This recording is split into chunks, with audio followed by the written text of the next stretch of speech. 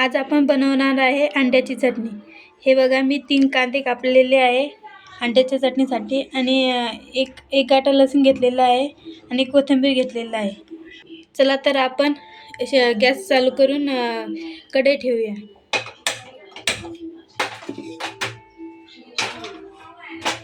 हे बघा, चला तर आपण आता तेल टाकूया।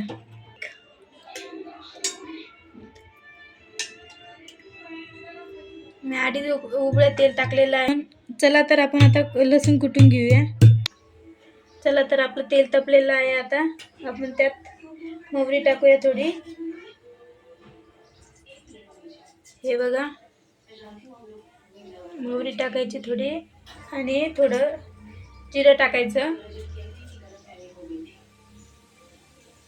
जिरं टाकलं की मग कांदा टाकून द्यायचा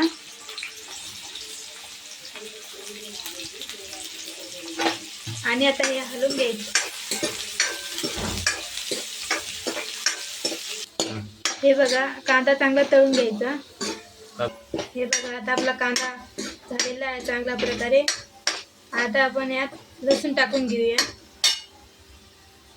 हे बघा,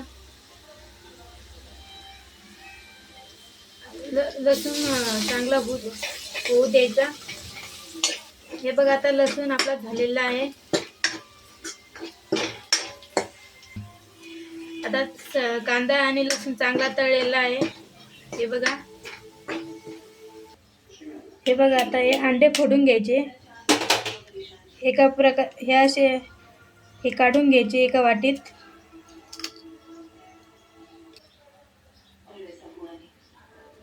हे बघा, मी 2 अंडे, अर्धा चम्मच मिरची टाकून घेऊया आणि पाव हळद टाकून घेऊया। पाव चम्मच हळद टाकून घेतली आपण। आणि आता आपण यात हे अंडे टाकून देऊ। हे बघा, हे असं हलवून घ्यायचं थोडं। चवीनुसार मीठ घ्यायचं। मी पाव चम्मच मीठ टाकलेलं आहे यात। हे मिश्रण चांगलं हलवून घ्यायचं। हे बघा,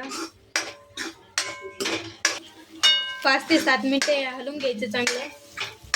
नंतर कोथिंबीर टाकून घ्यायचं वरून।